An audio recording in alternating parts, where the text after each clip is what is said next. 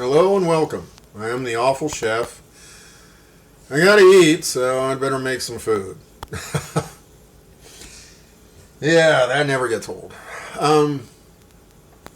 So, what are we gonna make?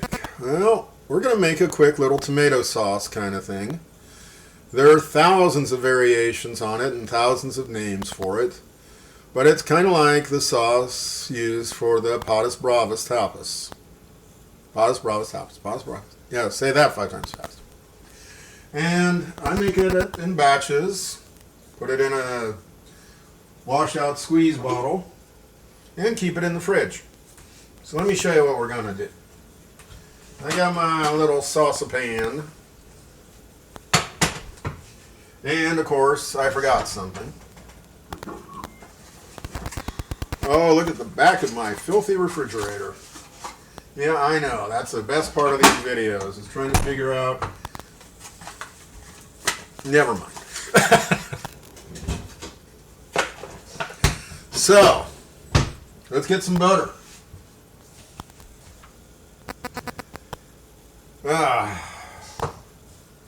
Yeah, nothing bad ever starts with butter, trust me.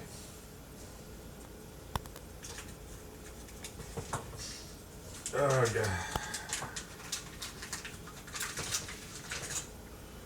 So, as usual, too much butter. Put that in the pan, get that going.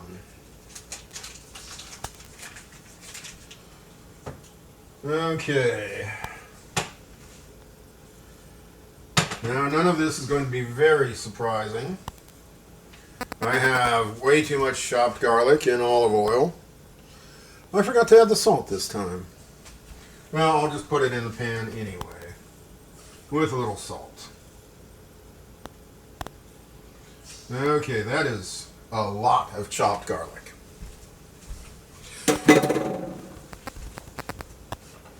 Yes, we do have ketchup in this house for various things. Okay. But this sauce makes a very nice alternative. So, a little salt in there. Olive oil, butter, garlic. Yeah, terrible stuff. The butter has melted and the garlic is sauteing nicely and gently.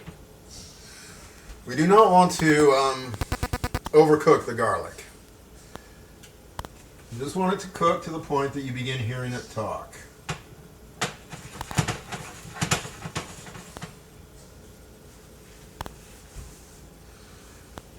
So our ingredients today for this version of Bravas sauce include a small can of tomato sauce, some red chili flakes. We're going to be using way too much paprika. A little bit of sherry vinegar, and some beef stock, concentrate. Yeah, if you're keeping track at home, that's a wow. A lot of stuff. Okay.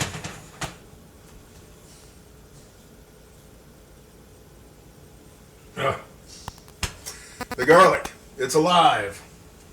Okay, let's start with a little black pepper, too, for good luck.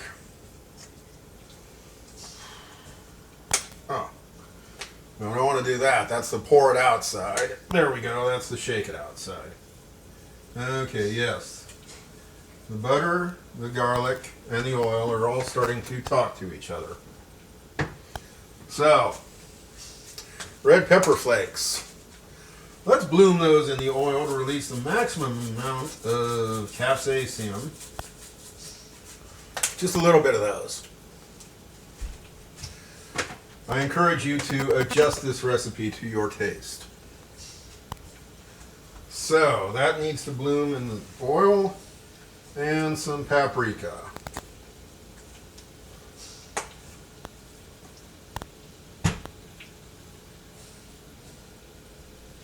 How much paprika? Probably more than I just did.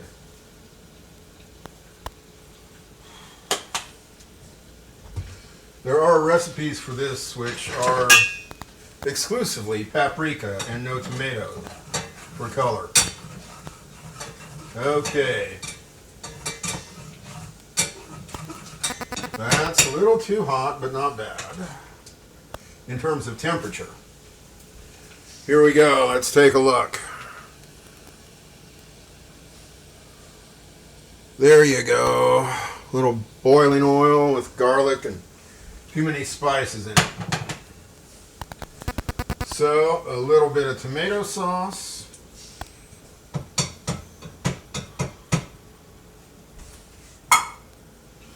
And a little bit of sherry vinegar.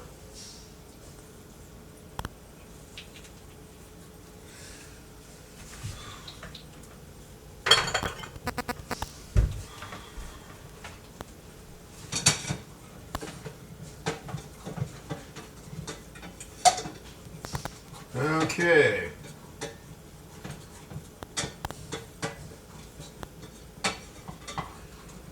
Now I wasn't actually going to do a show.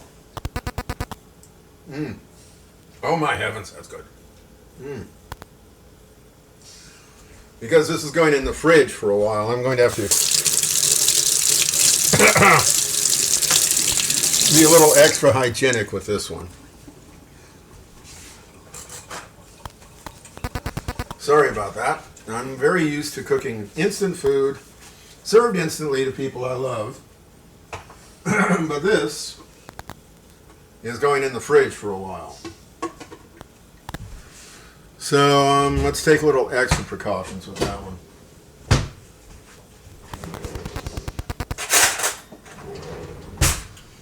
Now let's throw in a little bit of beef stock concentrate.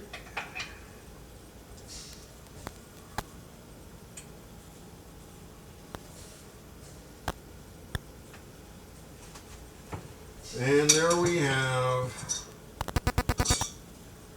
a good initial stab at Bravas sauce. Bravas Tapas sauce. That doesn't get any easier.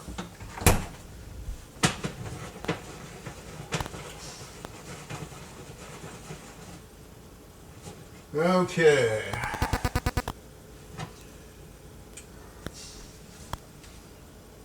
Oh my heavens.